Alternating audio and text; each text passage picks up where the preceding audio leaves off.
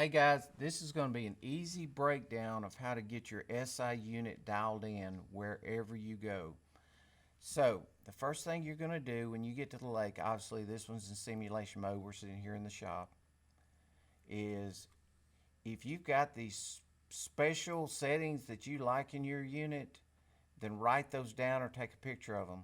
The next thing that you're going to do is you're going to go in and do a restore to false. That's not going to affect any of your waypoints, routes, or tracks. The way that you do that is you hit the menu button, menu, and you go in down here to restore to false and you would click to the right. I'm not going to do it. I'm just going to show you again. Menu, setup, restore to false. What that'll do is that'll remove any possible negative settings that you may have put into the unit, and it'll get it back to the way it was when it came from the factory. So that's where we need it to be. All right, so what we'll do is we'll start out by putting the boat in the water wherever you are.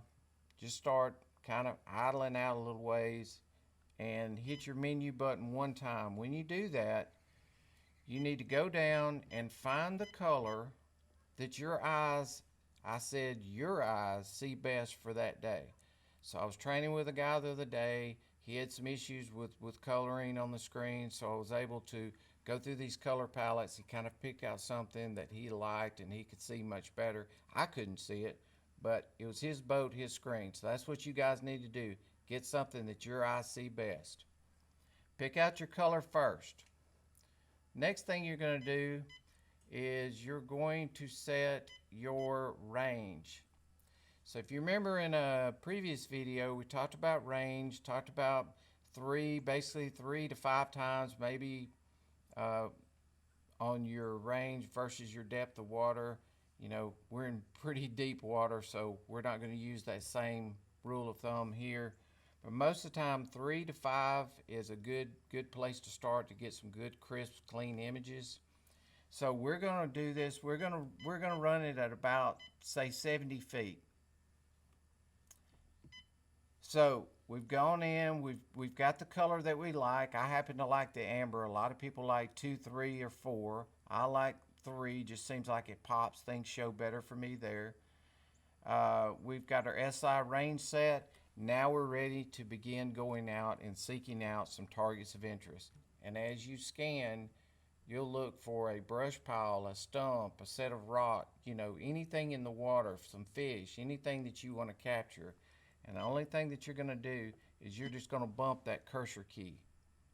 Now, there's 2 ways to do it. You can actually move the cursor key to the object itself, hit the plus button, and take that raw data, and we're fixing to Photoshop or clean that section up here in a minute, or you can go back and you can just bump it and you can bring it down, you can clean it up. Now I've got this captured image on the screen. I can quit idling. I can just pull over to the side. I can hit my menu button one time. When I do that, I'm going to bring up this express menu that relates to my own view screen. So I'm going to start out up here with sensitivity. So with sensitivity, the default is 10. So I'm going to take it and I'm going to go all the way to 20. I'm just going to blow it out. And then I'm going to slowly back it down until where the image begins to clear up. Even if that's below 10, I'm going to drop down and do the same exact thing for contrast. I'm going to back it down.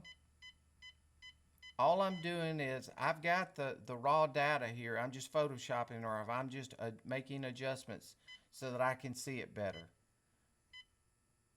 So we're getting some shadowing. The goal is for the harder stuff to appear brighter, the softer stuff to appear darker, so you've got that good contrast.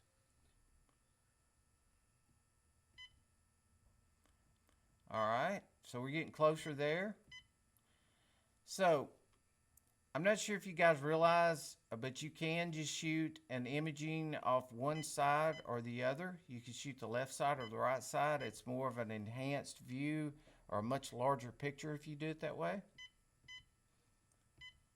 A lot of times we'll do that, like if we're scanning docks and stuff like that for crappie, we'll shoot out to the right. It takes up more of the screen. It just enlarges the picture. It's just a really cool way to scan.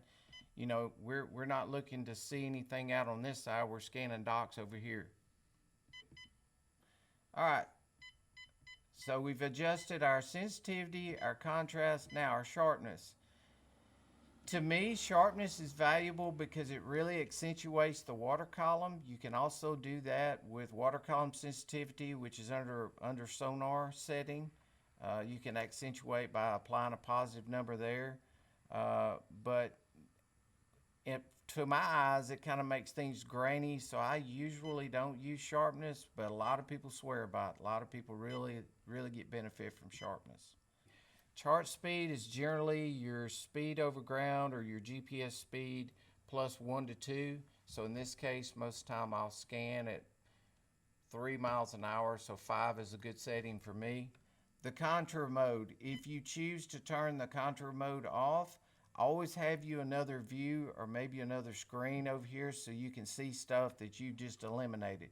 So you basically took that water column out of the picture. I know it looks completely janked up right now because of it being in simulation mode and it being frozen like that. But most of the time, unless I've got a separate unit over here that's specifically running 2D or DI, I'm going to leave this off so that I can see the water column. So the last thing that we're going to play with is dynamic contrast. Dynamic contrast is really cool because it applies an automatic contrast to the screen, but once you apply that, it's usually better if you're in a harder, more compacted bottom, compressed, a harder return bottom. It's usually better to use dynamic contrast in that than it is a mucky or a soft bottom. Seems like it really it gets the bottom too dark. It's just hard to see. So when I apply this, you're going to see a pretty drastic change to everything. See how it darkened everything up? So now I'm going to have to go back up here and kind of make some subtle adjustments back to my, but you see how pretty all the shadowing and stuff is, how it's really starting to pop now. I'll apply a little bit more heat there. And let's kind of see what we've got going on. And then we'll kind of run through the highlights one more time. I know I kind of hurried through that, but I want you guys to kind of see some stuff as we're going through this. Let me get my glasses on so I can see it with you. Okay, we've got some shadowing here, obviously from some fish. We've got some huge fish right there. We've got some rocks, some hard areas that are starting to pop out. If I wanted a little bit more shadowing, I could apply a little bit more contrast, but I don't. I think that's got it darkened up enough. I may even back it up a little bit. So the dynamic contrast, as you can see, cleared up some of the excess haze, the short range noise that was in the water column when we applied it. So let's run back through our settings again. Remember, guys, these are settings that you will set up. And then if you move to another pocket and you encounter muddy water or water that's crystal clear, you may have to make subtle adjustments throughout the day. So we increased sensitivity all the way from 10 up to 20, and we brought it back down to 13 in this case. Contrast did the same thing. We ran it all the way up. We brought it back down. We're currently not using sharpness. Our range is set at 70 feet. Anytime that you're setting your range, I know I said 3 to 5 times whatever your depth is. But if you're sitting in 30 feet of water and you've got it in a range of 60 feet, you're shooting 60 feet out to either side of the boat. You're only seeing 30 foot on either side of the boat because that 30 foot is being used up in the water column. All right, guys, so I think that's it.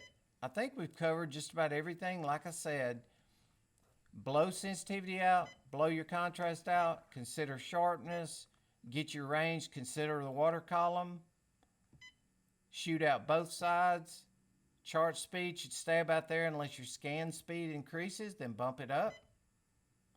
Contour mode, I leave mine off unless I've got a second unit that's bringing that data that's in the water column, then you can turn it on. The color is the one that you like. Contrast is something you can play with.